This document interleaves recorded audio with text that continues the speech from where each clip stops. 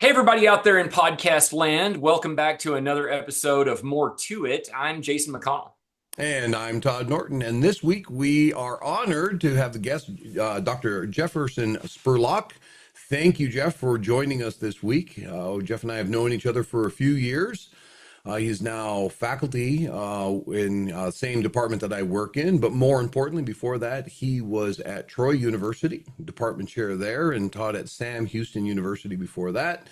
Been in, and maybe even more relevant to today, Jeff, you spent what, 30 years as a broadcast journalist? I was for 15 years 15, excuse me, 15 years.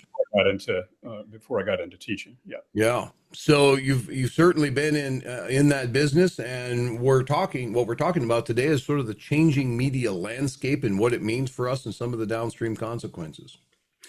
Before we get too far into anything, our disclaimer for the podcast, of course, is the views, thoughts, analysis, and opinions expressed in this podcast are those of the authors and the podcast participants. They do not necessarily reflect the opinions of Boise State University, the University of Wyoming, or either of the governing bodies of those institutions. No endorsement of the material contained in this podcast is implied. So we're off and running. So I'd like to start, Jason, if that's all right with you. Yeah. So, Jeff, right? So, as a little bit of context, Jason and I were doing a show where it was just the two of us, just a couple weeks ago, I think it was. And we were talking about confirmation bias and some other sorts of concepts and how they apply today. And we ended up sort of backing our way into what sorts of media do we get exposed to today, right? We're not talking about by way of entertainment, but information media, right? And which gets us to news and journalism and broadcast and whatnot. So if I may indulge myself for just a second here, I want to share just a couple of data points. Sorry, I'm starting on the wrong slide. So I went to Pew because I was curious, like, what does viewership and ratings look like over the years? And I hate to say it, but 1980 seems like a lot, that's a good long time now. I hate to say that because I'm not going to mention, what age I was in school in 1980. But if we start off, right, you can get some sense here. ABC, CBS, and NBC, right, you're talking about 12.6, 15.9, 13.8. You don't have to spend a lot of time focusing on the details, right? And this is, right, we're down to 5.9, 4.7, and 6.2.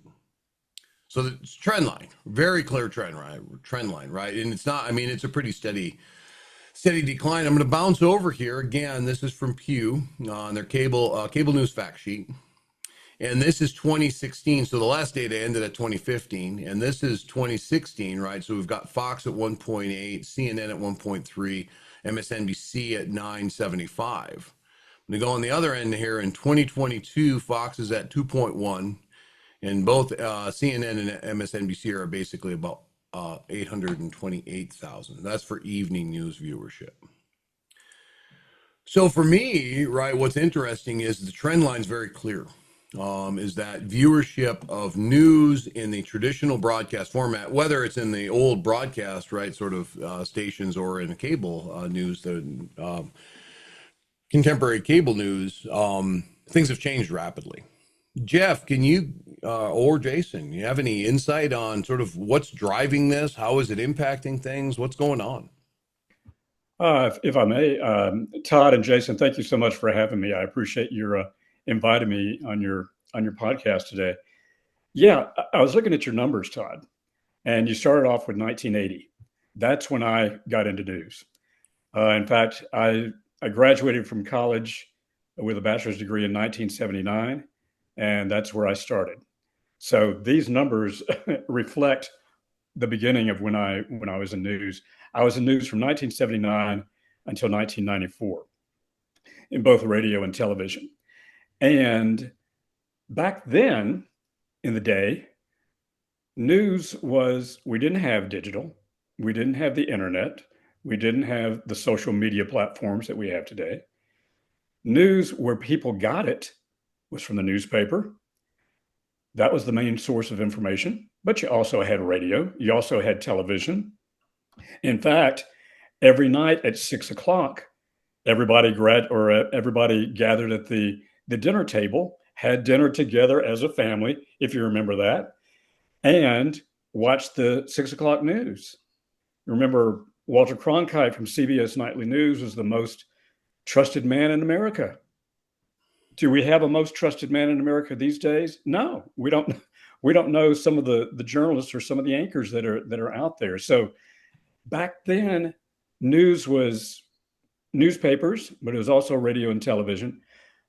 But everybody relied on radio, television, and newspapers to get their information.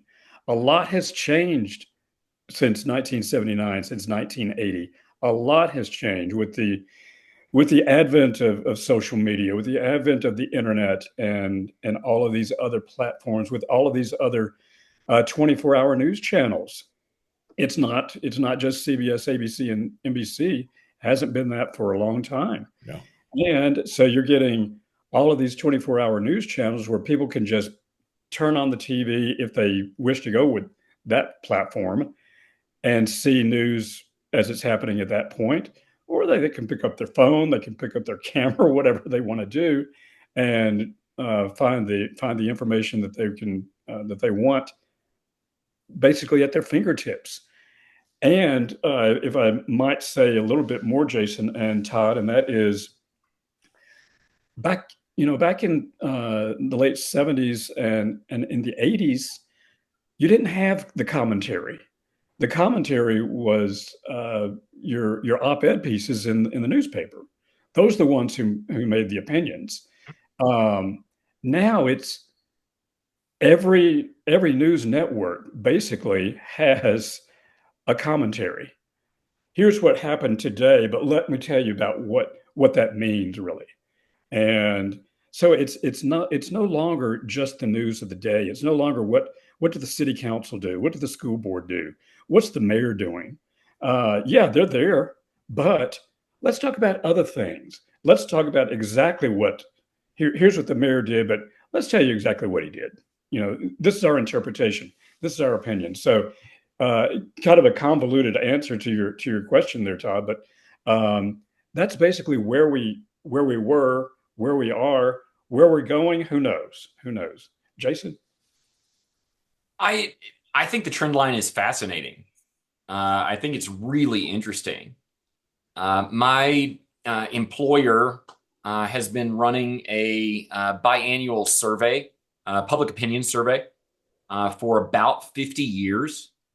And they run it every other year. One of the questions in the battery consistently has been, where do you get your news? And so, I live in the least populated state in the nation.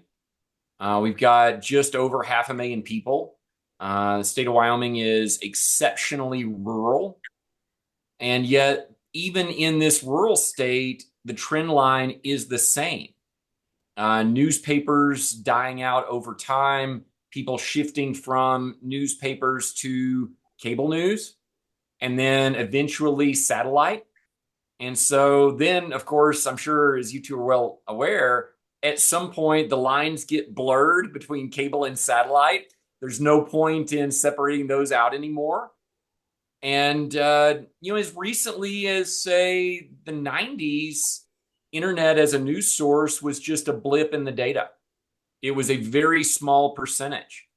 Our most recent survey 2 years ago showed that now a plurality of folks in this very rural state are getting their news information from some sort of web-based source.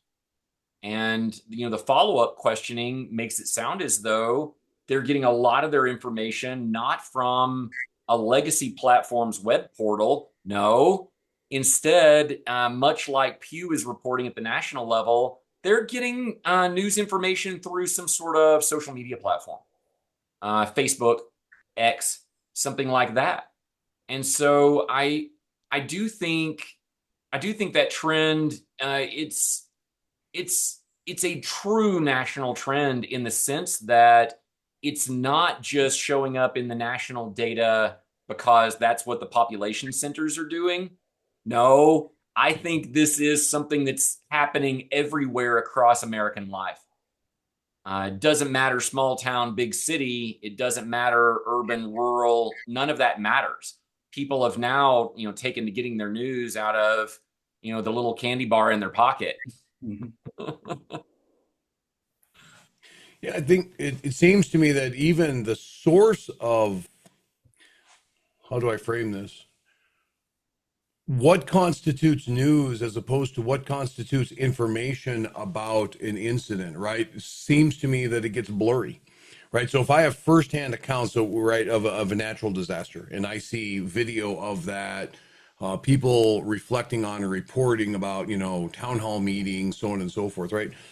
And I asked my students in class, like, where do you get that sort of information, right? And that's a source of information for them. And so I think for their experience, and again, it's a younger audience, obviously, but the line between getting information about some issue and what we might historically call itself becomes blurred. Not just the platform that we're getting it in, although that, that also matters, right? But the source of that information itself. You have any thoughts on that? Insight? You're talking about the source of information. Yeah, I think because I mean it's sort of like we're interested in. Sorry, my light keeps changing. I don't know if that's coming through for you or not. People are interested in incidents or issues, right? So there's a natural disaster, and I'm really interested in that.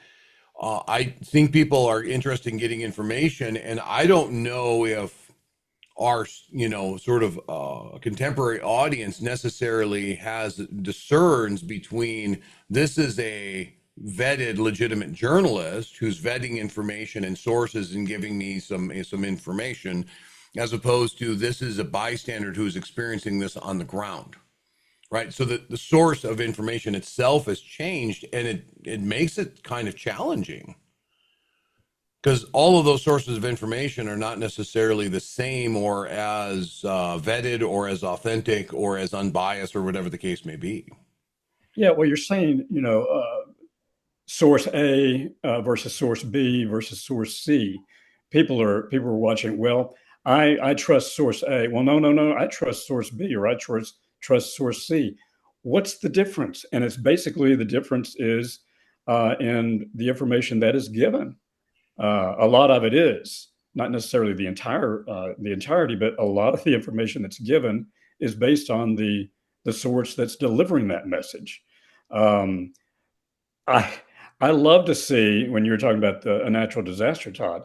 I love to see what are the what are you and I thinking? We're in the middle of the of a major flood, a major hurricane that's just been taking place in the South. What are the people that are actually affected by it? What are they saying? A person whose house has been crashed. They've lost lives. This type thing. What's their what's their reaction to this? In fact, I'll give you a little personal. Just recently, my oldest son lives in Valdosta, Georgia, and they were hit pretty bad by Helene. And in fact, a tree crashed over their roof in their house. Luckily, I mean, they were out of power for quite a while, and they had to move for shelter elsewhere. They're back at home now. But that's the people that we want to talk to. We want to talk. How's it affecting you? How's it affecting you? Yes, and then you can get the actual news of the day from the reporters, from the journalists who are reporting that. But I like to see what you and I are thinking. I like to see what the everyday Joe is thinking about what's going on. What are people talking about? What are people talking about? And tell me what you think. I know that's kind of a convoluted answer to your question there, but I hope it gave a little insight there. First of all, I'd like to say I'm sorry for your family impacted by it, and I hope everyone's safe. Yeah, everyone's fine, Todd. Thank you. I appreciate it. Yeah. Jason. Jeff, I really appreciate the perspective you just shared with us, and I've got a couple of follow-up questions. Traditional news media has perceived itself as setting the agenda of the national conversation, and then on some level also serving in a gatekeeping role. This notion of framing the media would frame an issue as this is what we should be focused on as a people. This is important. Maybe they attach a value judgment to that. This is a good thing. This is a bad thing. But regardless, in that gatekeeping role, they would filter out topics that the major networks thought were important to the nation. How do you think this shift away from the networks to almost what appears to be a crowdsourcing of information, coming back to Todd's comment about natural disasters, and then your comment about wanting to know how the people in the area are impacted. How do you think about this shift away from kind of a centralized decision making of what's important or not to this very decentralized model? What does that mean for us? Well, you brought up agenda setting just a moment ago, Jason, and that agenda setting has the old theory: the media do not tell you what to think, but instead what to think about. Yeah. And in cases like this, and that's what a lot of it is right now, is agenda setting, because the network news and the broadcast news, they're going to say, okay, we don't have the space, we don't have the time that newspapers do. Right. The newspapers can report everything. They have plenty of space to do it in. Television news basically have 22 minutes in a 30-minute newscast, minus the commercials, to get in all the news of the day, plus the weather, plus the sports, and it can't happen. And so they're having to say, here's what's important from this particular story that you need to know. The rest of the stuff, if you want to read the newspaper about it, go ahead. If you want to see something on social media, go ahead. But this is what we think you ought to know. And a lot of it's going that way, Jason. Yeah. Jeff, have you seen this stuff on social media? Maybe it's been around a long time. It just hit my radar, or I guess feed. It just hit my feed over the summer, where there's some folks on platforms like TikTok or Instagram, something like that, who are doing something that looks old school newsy with a social media contemporary spin. And what I'm talking about are these people whose entire web presence is, here are the top 5 things in the news this week not being covered by the news. Yes. And then they offer this sizzle reel of topics. Have you seen this? Unfortunately, I have not, and I'm sorry that I cannot respond intelligently on that one, because I have not. But I can't decide if it might be a good thing that you haven't seen it. I don't know. But the first time I saw it was over the summer. It popped up in, I think it was my TikTok feed, but it may have been Instagram. And immediately I recognized the format. The format is old school journalism. The top breaking news stories of the day. Yep. It's a newsreel. Yeah. Except these content creators, they're tapping into a couple of things. One, the compression of the media. It's TikTok, so it's going to be like 25 seconds, 30 seconds. And then the other bit is, Todd, coming back to your point, it's kind of this counterculture thing. Mm-hmm. They're tapping into this idea, we're doing a very newsy thing, but we are not the news. And they're framing it as, this is all the stuff that should have been covered that's not. It's a curious development. It was a new one on me back in like June. Yeah. Okay, well, let me ask you something on that, Jason, and that is, are these people thinking they are the news? Okay, so I've got to confess, it's one of the few TikToks that I sat there and watched 2 or 3 or 4 times as it cycled through. I know that skewed my algorithm. I know I'm going to, it's going to impact everything in my feed for like the next year. Yeah, you're going to be a news talk for the next year and a half. Okay, yes. Which is better than Hippo Talk, which apparently I was on for a couple of months. Baby hippos. I don't know why TikTok thought I needed that, but that was a thing.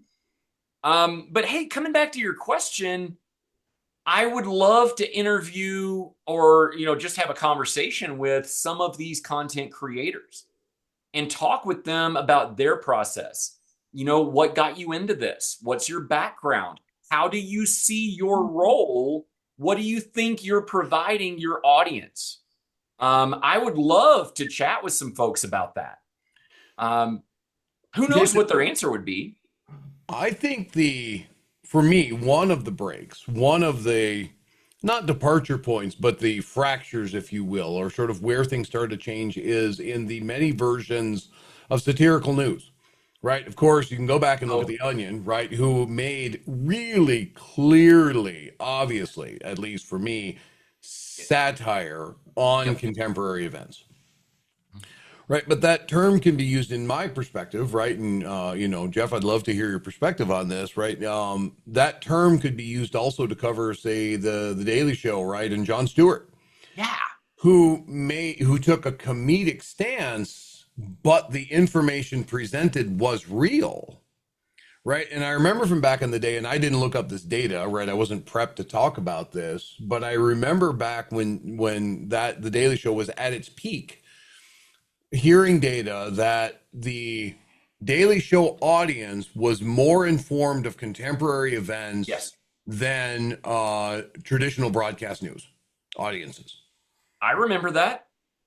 I remember when Stewart's ratings were so much better than any of the evening news programs of the day. I remember that. And I'm not just talking about ratings, but on objective scales of familiarity and knowledge of contemporary events. Do you remember how Stewart got very smug at needling the what we now think of as the legacy media over those statistics? That he was providing more and better information in a comedy routine than they were doing straight faced, doing their best Cronkite impersonation. And it's the same as Saturday Night Live. Yes. They came out in 1975. I remember, and I'll just touch a little bit on SNL. It came out in 1975. And when we watched that show, thought, what is this? Chevy Chase was reporting the news. Right. Is this real? Is this real? But he got his, he had his information. He was basing all of his commentary based on true facts, but then with a little comedic spin to it, but we loved it. Yeah. Yes. So coming back to my weird curveball topic of this weird countercultural social media, what the news should be kind of format, I would love to know, how do these people see themselves? Are they taking themselves seriously, or is this a comedy routine? What is it? I don't know how to categorize this format. It could be a little of both, Jason. Yeah. Because everybody now can have a YouTube channel. Yeah. Everybody now can have a podcast. Everybody now can create any content that they want and put it in some platform that people will watch or listen to. And I think it's great. I think that we have all of these avenues that people have to pick and choose from, but some work, some don't. And so you're not going to know until you do it. And with all of this content creation that you're just talking about, anybody can create content and put it up on some platform, and somebody's going to watch it or somebody's going to listen to it. Jeff, do you have any sense of how the networks think about this rise of distributed journalism? It's competition. Yeah. It's competition. It's no longer News of the Day. It's no longer just ABC, CBS, and NBC, and that's it. Yeah. You're in or the news networks are in competition with MTV, with the Home and Garden Channel, with Food Network, everything else, and then they can, and they want to have audiences there, but they're in competition with everything. They're in competition with all entertainment and sports, and other news organizations that they have to make something special for someone, or more, not just someone, a lot of people. Todd, I've got one more follow-up if you don't mind. Yeah, go. Absolutely. Jeff, what are your thoughts on their business model? Um, legacy media tends to be supported by ad revenue. Ad revenue Mhm. is, advertising rates are tied to viewership, clicks, that kind of thing. What are your thoughts on that? Do you think Well, their model is advertising, sustainable? I mean, advertising's still there. Yeah, That's where that's their bread and butter.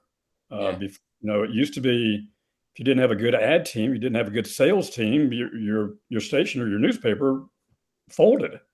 You still have to have advertising because that's where the money comes. So their business model is, yeah, we're a business and we have to make money and we have to stay afloat. So we're going to have to sell ads. We're going to have to generate revenue in some fashion, primarily advertising, so that people are going to buy that spot or I mean buy that product and in the same time watch our news. Mhm. And yet, right, if I can push on that just a little further, right, it's kind of interesting because if you start to have a TikTok channel with, I mean, 2, 3, 4, 5, 6 million, right? I mean, there are some that are much larger than that. Some, I mean, massively larger than that. Does that push the business model when your nightly news has a viewership of 828,000 or whatever that number was? Right. And that, again, that's not a critique of the content or the form or those people who work there. Just from an advertisement perspective, you would think that you'd probably go where the larger market is. And so Okay, but that must challenge legacy media more, I would think, just because. Go ahead, so Jason. I, on the one hand, I see you.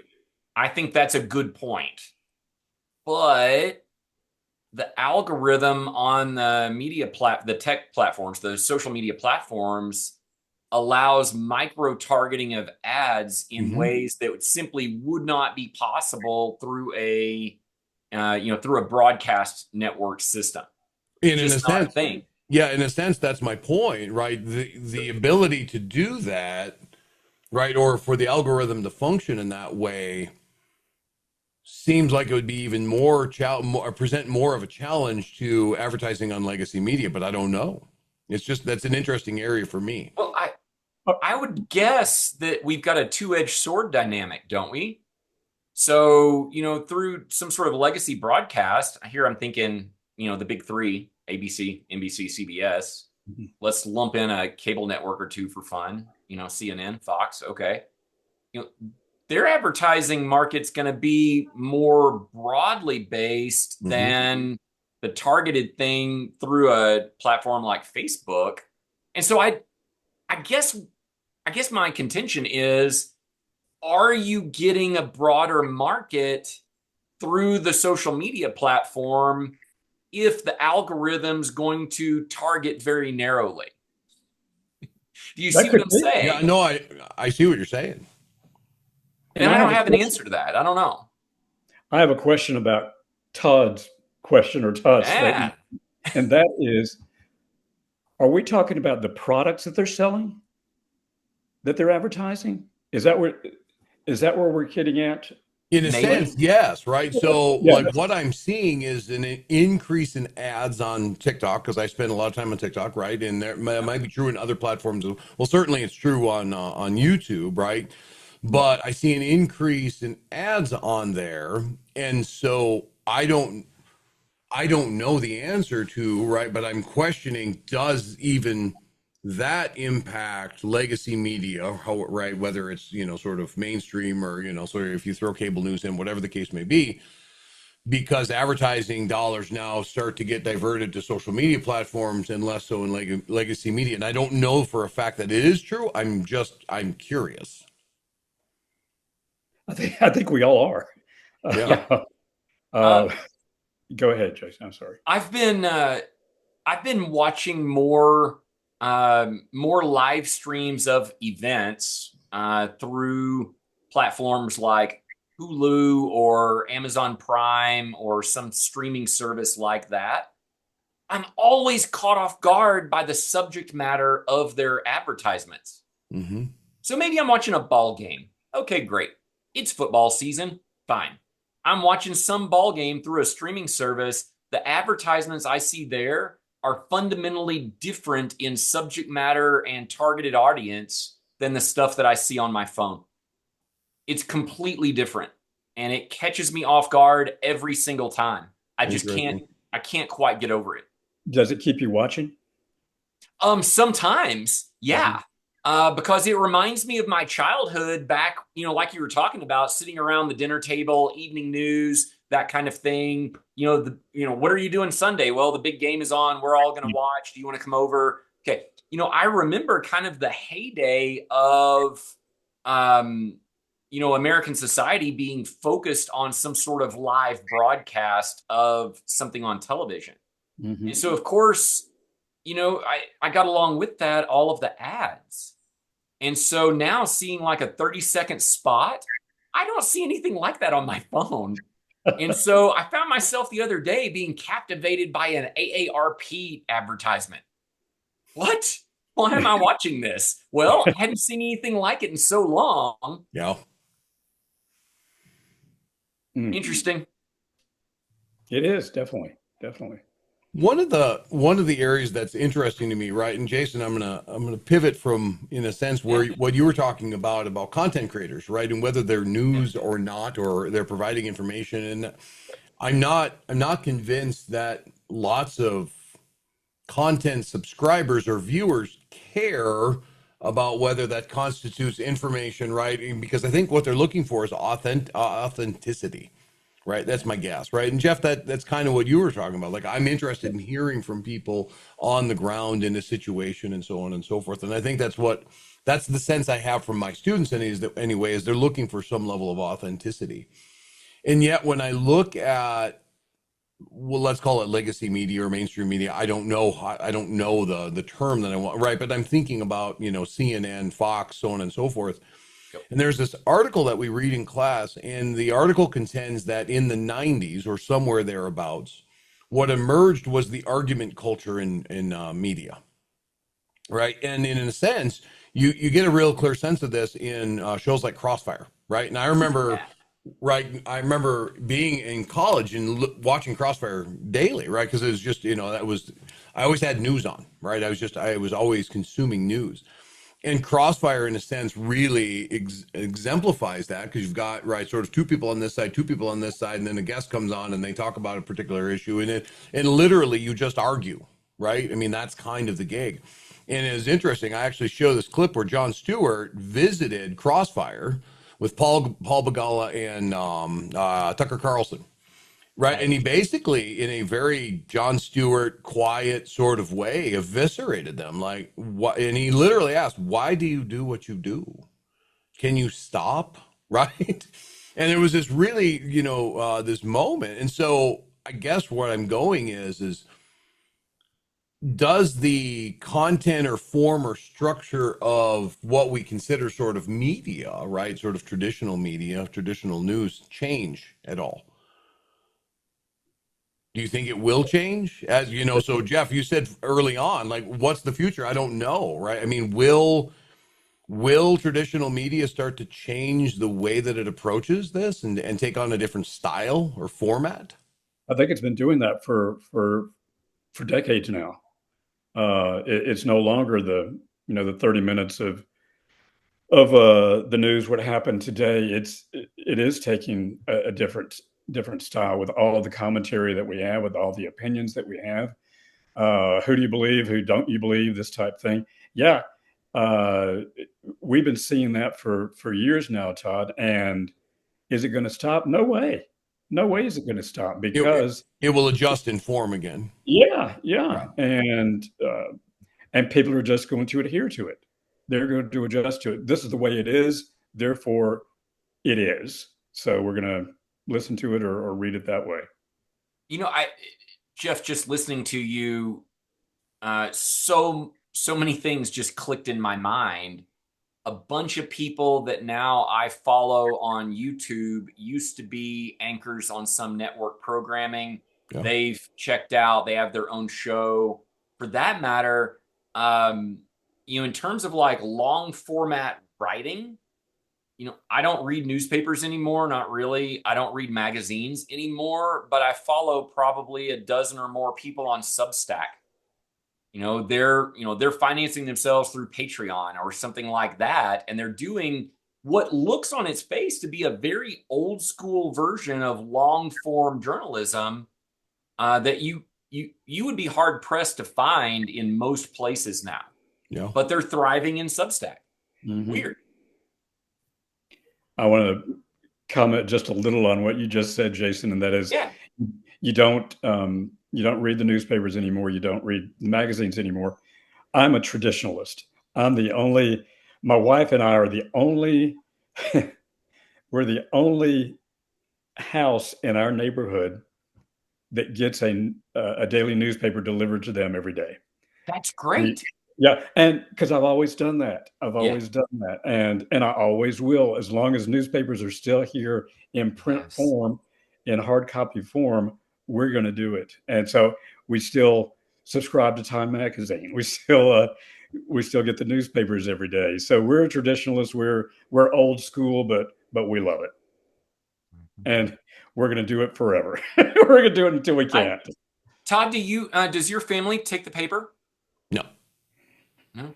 No. Were you ever a magazine guy? So ours is, right, we follow or subscribe to lots of different types of information sources, right? Local, national, and whatnot. And then, on social media platforms, Facebook and whatnot. But there's also, right, so Apple also archives, if you will, brings together a bunch of different news sources for stories, right? So we tend to be sort of the online print version, if you will. And I guess if I really wanted to get down to brass tacks, I do read some local paper-esque content, but it's through a web app, it's through a portal. It's something like that.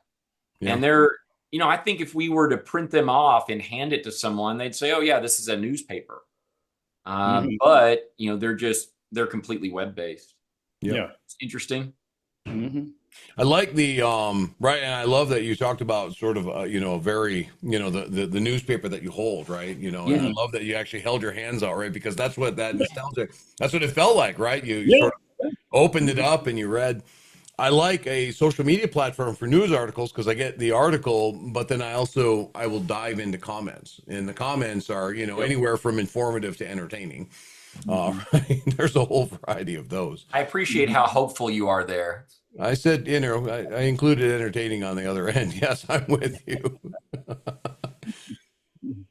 Well, gentlemen, any last words, any thoughts on this? I appreciate you asking me to join you guys today. It's been a pleasure. Jeff, it has been a pleasure. Thank you so much for taking time out of your day to chat with us. Well, thanks so much for being on More to It. Yeah. Thank you so much. It's been fun. Thank you so much. And to everybody out there, we'll see you next time around.